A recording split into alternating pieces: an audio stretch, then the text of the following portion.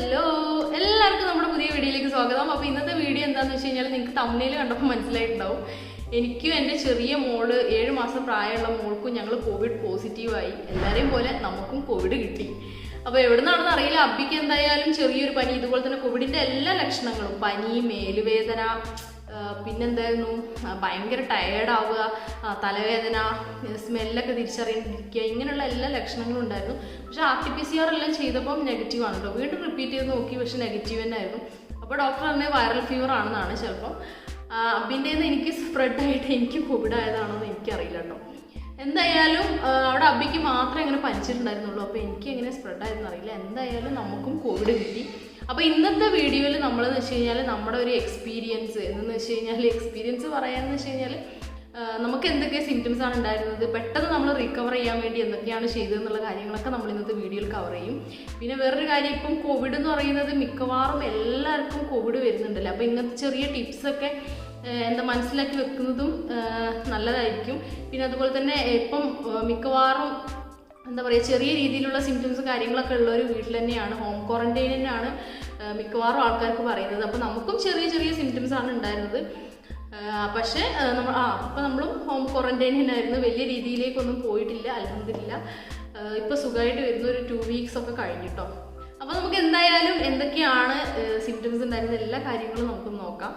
അപ്പോൾ നമ്മൾ കോവിഡിൻ്റെ കഥ പറയുകയാണെങ്കിൽ, ഈ കോവിഡ് ഞാൻ ടെസ്റ്റ് ചെയ്തതിൻ്റെ ഒരു 2 ഡേ ബിഫോർ എനിക്ക് ഭയങ്കര ഒരു മേലുവേദന കേട്ടോ.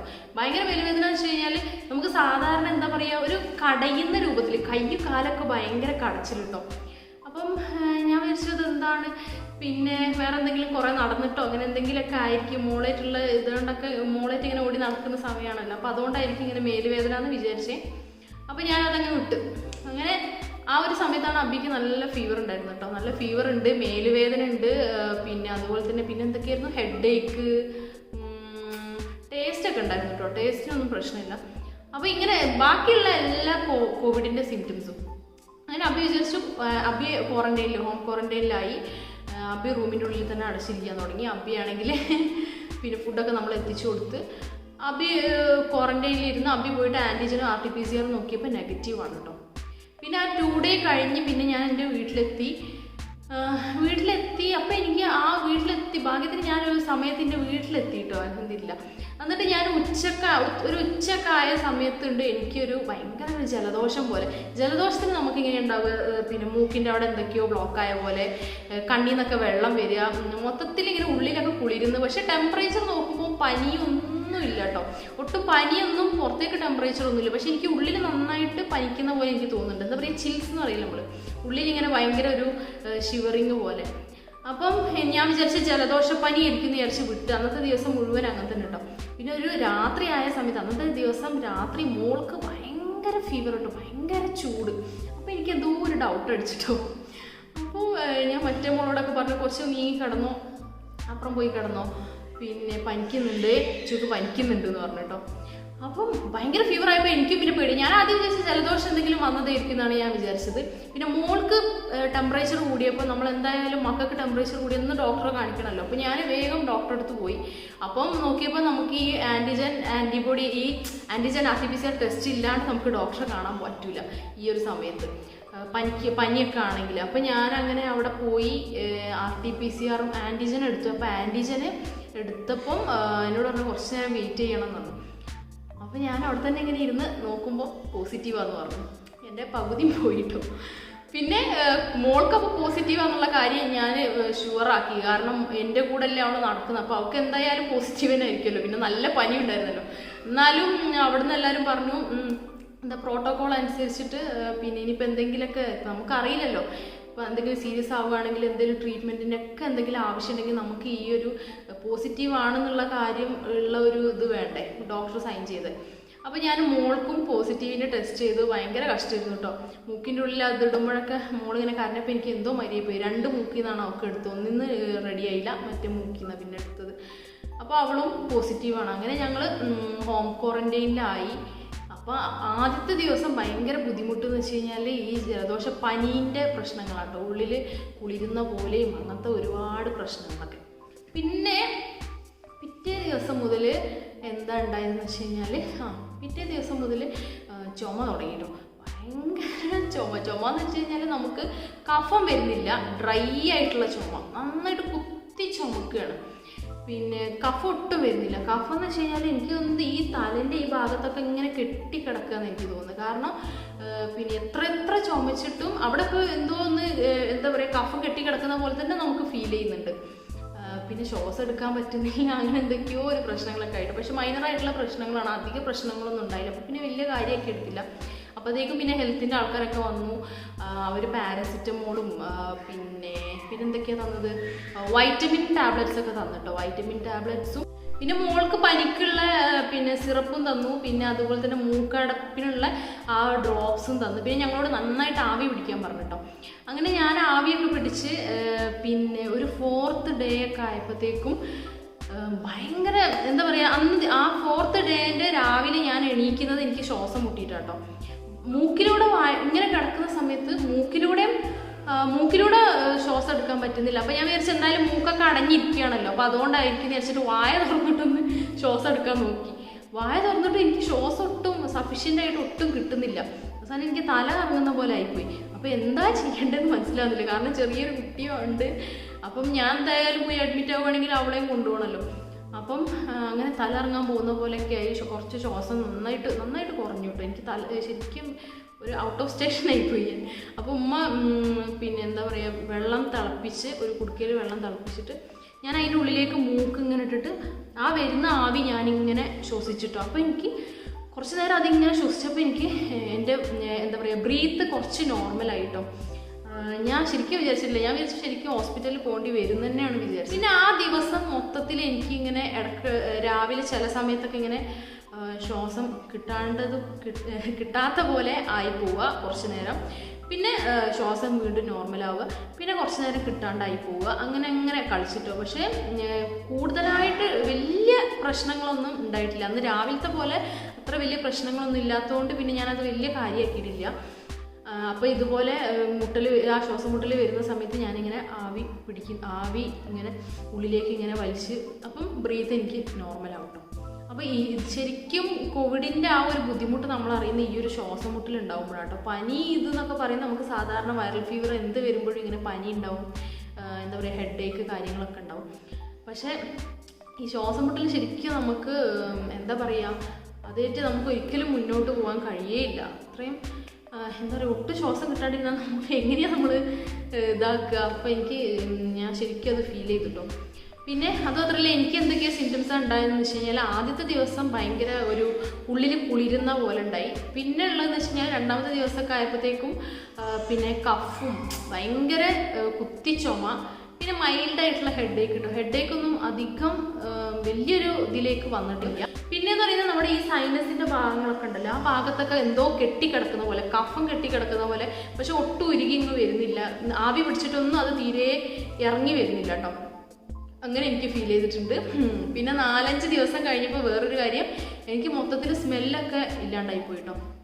എന്ന് വെച്ച് കഴിഞ്ഞാൽ നമ്മുടെ അടുത്തൊരു ഇതുണ്ടായിരുന്നു, എന്താ സാനിറ്റൈസർ. ആ സാനിറ്റൈസറിന് ഒരു ലെമണിൻ്റെ ഒക്കെ നല്ലൊരു സ്മെല്ലാട്ടോ.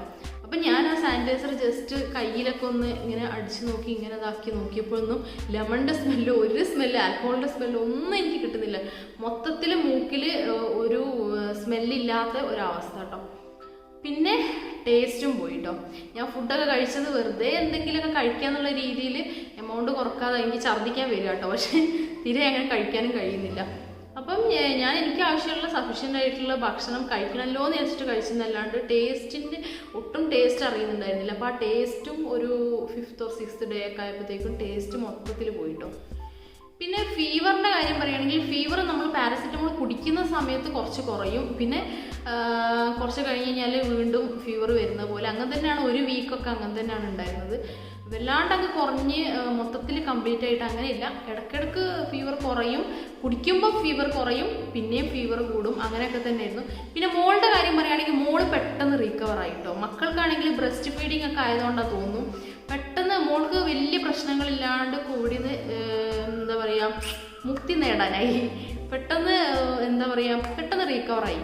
പക്ഷേ എനിക്കാണ് പിന്നെയും കുറേ സിംറ്റംസ് ഒക്കെ ഉണ്ടായിരുന്നത്. എനിക്കിതുപോലെ ഒരു 2-3 ദിവസം ഇങ്ങനെ ഭയങ്കര കിതപ്പ്, ഒട്ടും നടക്കാൻ പറ്റുന്നില്ല കേട്ടോ. ചെറുങ്ങനെ 2 സ്റ്റെപ്പ് നടക്കുമ്പോഴത്തേക്കും ഭയങ്കര കിതപ്പ്, പിന്നെ അതുപോലെ തന്നെ ശ്വാസം മുട്ടൽ പോലെ. അപ്പോൾ ഇങ്ങനെയുള്ള പ്രശ്നങ്ങളൊക്കെ എനിക്ക് 2-3 ദിവസം നല്ല രീതിയിലുണ്ടായിരുന്നു. പിന്നെ അത് കുറഞ്ഞ് വന്നിട്ടോ. ഒരു 2 വീക്സ് ഒക്കെ ആയപ്പോഴത്തേക്കും പറ്റണ കുറഞ്ഞു വന്ന്. പിന്നെ ഇപ്പോഴത്തെ ഒരു ക്വാറന്റൈൻ എന്ന് വെച്ച് കഴിഞ്ഞാൽ 17 ദിവസം കേട്ടോ. 17 ദിവസം നമുക്ക് വീടിൻ്റെ പുറത്തൊന്നും പോകാൻ പറ്റില്ല, ഹോം ക്വാറന്റൈനിൽ തന്നെയാണ്. 17ാമത്തെ ദിവസമാണ് നമുക്ക് പിന്നെ നെഗറ്റീവ് സർട്ടിഫിക്കറ്റും അങ്ങനത്തെ ഇതൊക്കെ കിട്ടുമെന്ന് പറഞ്ഞത്. അപ്പോൾ എന്തായാലും അങ്ങനെയൊക്കെയാണ്. ഇപ്പോൾ ഏകദേശം എല്ലാ സിംറ്റംസൊക്കെ പോയി, ഏകദേശം റീകവറായി, അൽഹംദുലില്ലാ. വേറെ പ്രശ്നങ്ങളൊന്നും ഉണ്ടായില്ല. ഇനി നമ്മൾ കോവിഡ് പെട്ടെന്ന് റീകവർ ആവാൻ വേണ്ടി നമ്മൾ വീട്ടിൽ ചെയ്ത കുറച്ച് കാര്യങ്ങളാണ് പറയാൻ പോകുന്നത്. ഒന്നാമത്തെ കാര്യം എന്ന് വെച്ച് കഴിഞ്ഞാൽ നമ്മൾ ആവി പിടിച്ചിട്ട് നന്നായിട്ട് ആവി പിടിച്ച്, നമുക്ക് ഈ കോവിഡിൻ്റെ സമയത്ത് ഈ തലേൻ്റെ ഈ ഭാഗത്തും ഈ കണ്ണിൻ്റെ ഈ ഭാഗത്തൊക്കെ മൊത്തത്തിൽ എന്തോ ഒന്ന് അടഞ്ഞു കിടക്കുന്ന, ബ്ലോക്കായി കിടക്കുന്നത് പോലെ ഉണ്ടാവുക. അപ്പോൾ നമ്മൾ നന്നായിട്ട് ആവി പിടിച്ചാൽ ഏകദേശമൊക്കെ നമുക്ക് നല്ലൊരു റിലീഫ് ഉണ്ടാവും. പക്ഷേ എനിക്ക് മൊത്തത്തിലൊന്നും കഫ ഇളകി വന്നിട്ടില്ല. ഏകദേശം ഒരു റിലീഫ് നമുക്ക് തോന്നും. ശ്വാസത്തിൻ്റെ കാര്യത്തിലായി കഴിഞ്ഞാലൊക്കെ എന്തോ ഒരു ബ്രീത്തിങ് ഒക്കെ കുറച്ചും കൂടെ ഈസി ആയിട്ട് തോന്നും നമുക്ക് ഈ ഒരു ആവി പിടിച്ചു കഴിഞ്ഞാൽ. അപ്പം ഞാൻ 3 നേരം ആവി പിടിക്കും ഈ കോവിഡിൻ്റെ സമയത്ത്. അതും തുളസിൻ്റെ ഇലയും പിന്നെ മറ്റേ ഇതുണ്ടല്ലോ കഞ്ഞിക്കൂർക്കൽ എന്നൊക്കെ പറയുന്നത്, അതിൻ്റെ ഇല ഇട്ടിട്ട് നന്നായിട്ട് തിളപ്പിച്ചിട്ട് ആവി പിടിക്കട്ടോ. അപ്പോൾ തന്നെ കുറേ ഒരു റിലീഫ് ഉണ്ടാവും കേട്ടോ. പിന്നെ രണ്ടാമത്തെ കാര്യം, നന്നായിട്ട് വെള്ളം കുടിക്കുക കേട്ടോ. നന്നായിട്ട് വെള്ളം കുടിച്ച് കഴിഞ്ഞാൽ അത് നമ്മുടെ ഓക്സിജൻ ലെവൽ കൂട്ടാനും നല്ലതാണ് കേട്ടോ. നമുക്ക് കുറച്ചും കൂടെ നല്ലൊരു എന്താ പറയുക, ആ കിതപ്പും കാര്യങ്ങളൊക്കെ കുറേ കുറഞ്ഞ് കിട്ടും നമ്മൾ നന്നായിട്ട് വെള്ളം കുടിച്ച് കഴിഞ്ഞാൽ. പിന്നെ ഫുഡ് നന്നായിട്ട് കഴിക്കട്ടോ. ഫുഡ് കഴിക്കുന്ന സമയത്ത് നമ്മൾ അയൺ റിച്ച് ആയിട്ടുള്ള എന്ന് വെച്ചാൽ രക്തം കൂട്ടുന്ന ഫുഡ് ഐറ്റംസ് ഉണ്ടല്ലോ, ആ ഒരു ഫുഡ് ഐറ്റംസ് കഴിക്കുക. രക്തം കൂടുമ്പോൾ നമുക്ക് സ്വാഭാവികമായിട്ട് ഓക്സിജൻ കൂടും. അപ്പം രക്തം കൂട്ടുന്ന അയൺ റിച്ച് ആയിട്ടുള്ള ഫുഡ് നന്നായിട്ട് കഴിക്കുക. പിന്നെ പ്രോട്ടീൻ റിച്ച് ആയിട്ടുള്ള ഫുഡൊക്കെ കഴിക്കാൻ പറയുന്നുണ്ട് ഈ ഒരു സമയത്ത്. ഫുഡ് നല്ല ഇമ്പോർട്ടൻ്റ് ആണ് കേട്ടോ. പിന്നെയെന്ന് വെച്ച് കഴിഞ്ഞാൽ നന്നായിട്ട് റെസ്റ്റ് എടുക്കുക. വൈറൽ ഫീവർ പിന്നെ സ്വതവേ നമ്മൾ വൈറൽ ഫീവറൊക്കെ വന്നു കഴിഞ്ഞാൽ നന്നായിട്ട് റെസ്റ്റ് എടുക്കാനാണ് പറയൽ. അപ്പോൾ നന്നായിട്ട് റെസ്റ്റ് എടുക്കുക. പിന്നെ വേറൊരു ഇമ്പോർട്ടൻ്റ് ആയിട്ടുള്ളൊരു കാര്യം എന്ന് വെച്ച് കഴിഞ്ഞാൽ ഞാൻ ശ്രദ്ധിച്ചത്, എനിക്ക് കുറച്ച് കഫം കൂടുന്ന ടൈപ്പാട്ടോ. അപ്പം ഈ കോവിഡ് വന്ന സമയത്ത് ഞാൻ പറഞ്ഞല്ലോ, എനിക്ക് ഇവിടെയൊക്കെ മൊത്തത്തിൽ ഇങ്ങനെ അടഞ്ഞു കിടക്കുന്ന പോലെ ഉണ്ടായിരുന്നത്. അപ്പോൾ നമ്മൾ അതിൻ്റെ കൂടെ തലയും കൂടെ നനയ്ക്കുകയാണെങ്കിൽ ആ ഒരു പ്രശ്നം കുറച്ചും കൂടെ കൂടുകയുള്ളൂ കേട്ടോ. എൻ്റെ ഉപ്പാക്കാണെങ്കിൽ, ഉപ്പാക്ക് കോവിഡ് വന്ന സമയത്ത് ഇപ്പോൾ ഒരു 3 or 4 days കഴിഞ്ഞപ്പോൾ തന്നെ ഉപ്പാക്ക് തല നനക്കാതെ ഇരുന്നിട്ട് ഭയങ്കര ഒരു ഇറിറ്റേഷൻ ഇരുന്നിട്ടോ. എന്നിട്ട് കൊണ്ടുപോയിട്ട് തല നനച്ച് അപ്പോഴത്തേക്കും ഉപ്പാക്ക് ബ്രീത്തിങ് പ്രശ്നം കുറച്ചും കൂടെ കൂടിയിട്ടോ. എനിക്കിതുപോലെ 3rd or 4th day ഇങ്ങനെ ബ്രീത്തിങ് പ്രശ്നം വന്നിരുന്നു. അപ്പോൾ ഞാൻ തല തീരെ നനച്ചിട്ടില്ല കേട്ടോ. ഉമ്മ എന്നോട് പറഞ്ഞ് തല തീരെ നനക്കരുതെന്ന് പറഞ്ഞ്. അപ്പോൾ ഞാൻ തല നനക്കാതെ നല്ല പിന്നെ ചൂടുവെള്ളത്തിൽ മേല് കഴുകുക ചെയ്തത് കേട്ടോ. പിന്നെ നമ്മൾ എന്തിനാണെങ്കിലും ഒതു എടുക്കുകയാണെങ്കിൽ എന്താണെങ്കിലും നമ്മൾ ചൂടുവെള്ളത്തിൽ ചെയ്യുന്നതാണ് നല്ലത്. തണുപ്പ് വെള്ളം തട്ടുമ്പം ചുമയും കൂടും, പിന്നെ കഫം കൂടുകയാണ്.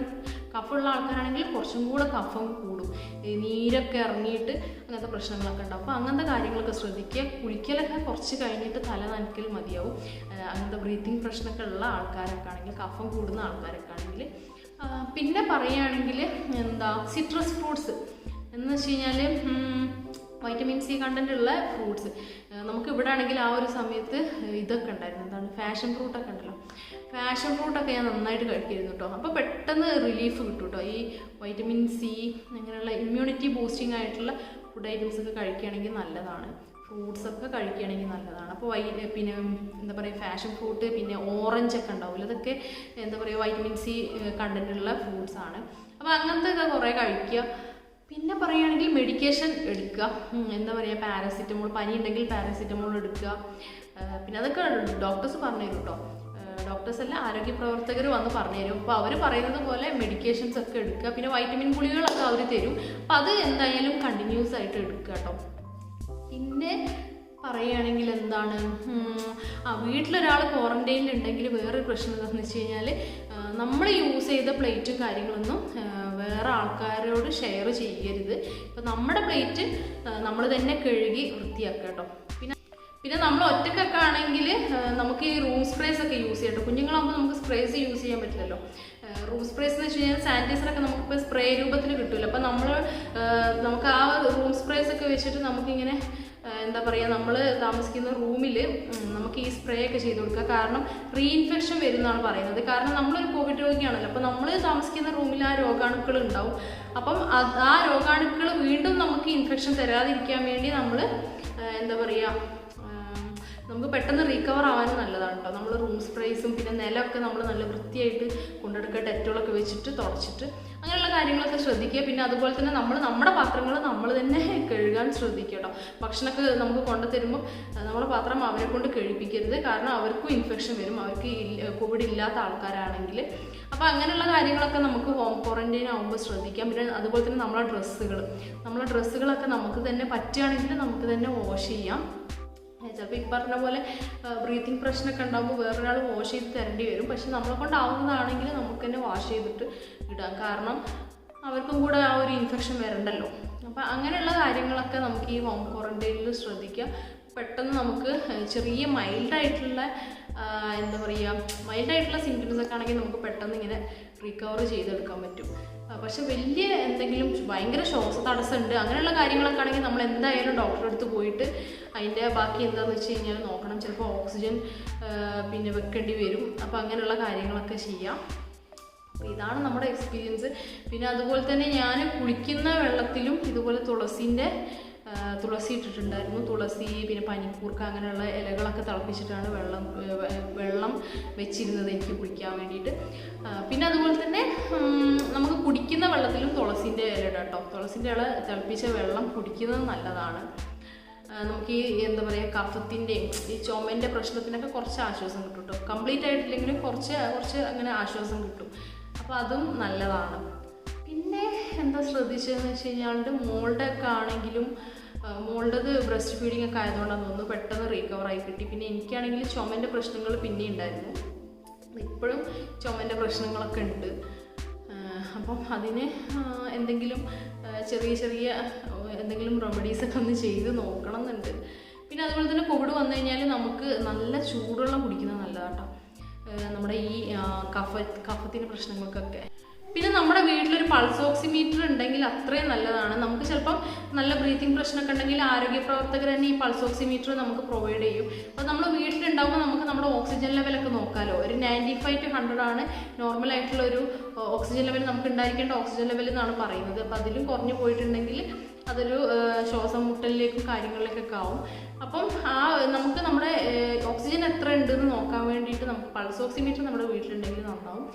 പിന്നെ അതുപോലെ തന്നെ നമുക്ക് ഈ ബ്രീത്തിങ്ങിൻ്റെ പ്രശ്നങ്ങളൊക്കെ ഉണ്ടെങ്കിൽ ചില എക്സസൈസുകളൊക്കെ ഉണ്ട്. അപ്പോൾ അതൊക്കെ പ്രാക്ടീസ് ചെയ്ത് കഴിഞ്ഞാൽ നമുക്ക് ഈ ഒരു ബ്രീത്തിങ്ങിൻ്റെ പ്രശ്നം ഒരു പരിധി വരെ കൺട്രോൾ ചെയ്യാൻ പറ്റും. പിന്നെ നമുക്ക് ചെരിഞ്ഞിട്ടും ലെഫ്റ്റ് സൈഡിലേക്കും റൈറ്റ് സൈഡിലേക്കൊക്കെ കിടന്ന് നോക്കാം. അപ്പോൾ അത് കുറച്ചും കൂടെ നമ്മുടെ ശ്വാസം ഇൻക്രീസ് ചെയ്യാൻ നമ്മളെ ഒരുപാട് സഹായിക്കുന്നുണ്ട്. പിന്നെ അതുപോലെ തന്നെ നമ്മളിപ്പം കിടക്കുന്ന സമയത്ത് വേറെ തന്നെ ഒരു കിടത്തത്തിൻ്റെ ഒരു രീതിയുണ്ട്. അപ്പോൾ അതൊക്കെ ഞാൻ നെക്സ്റ്റ് വീഡിയോയിൽ കാണിക്കാം. മൊത്തത്തിൽ നമ്മുടെ ഓക്സിജൻ ലെവൽ ഇൻക്രീസ് ചെയ്യാൻ വേണ്ടി നമ്മൾ വീട്ടിൽ തന്നെ നാച്ചുറലായിട്ട് എന്തൊക്കെ കാര്യങ്ങളാണ് ശ്രദ്ധിക്കേണ്ടതുള്ളത്. ഈ ഒരു വീഡിയോയിൽ അത് ഇൻക്ലൂഡ് ചെയ്താൽ വീഡിയോ കുറച്ചും കൂടെ ലെങ്തി ആയി പോകും, നിങ്ങൾക്ക് കാണാൻ ബോറും ആയിരിക്കും. അപ്പം ഇത്രയും കാര്യങ്ങളൊക്കെയാണ് പിന്നെ നമ്മൾ ശ്രദ്ധിക്കേണ്ടത്. പിന്നെ അതുപോലെ തന്നെ ഇത്രയും ഞാൻ മിക്കവാറും എല്ലാ കാര്യങ്ങളും കവർ ചെയ്തിട്ടുണ്ടെന്നാണ് എൻ്റെ ഒരു വിശ്വാസം. അപ്പോൾ നിങ്ങൾക്ക് എല്ലാവർക്കും ഈ ഒരു വീഡിയോ എൻ്റെ ഒരു എക്സ്പീരിയൻസ് യൂസ്ഫുൾ ആയിട്ടുണ്ടെന്ന് വിചാരിക്കുന്നു. യൂസ്ഫുൾ ആയിട്ടുണ്ടെങ്കിൽ ഫാമിലീസിനും ഫ്രണ്ട്സിനും എല്ലാവർക്കും ഒന്ന് ഷെയർ ചെയ്ത് കൊടുക്കുക കേട്ടോ. പിന്നെ നെക്സ്റ്റ് നല്ലൊരു വീഡിയോ തരാം. Okay, thank you.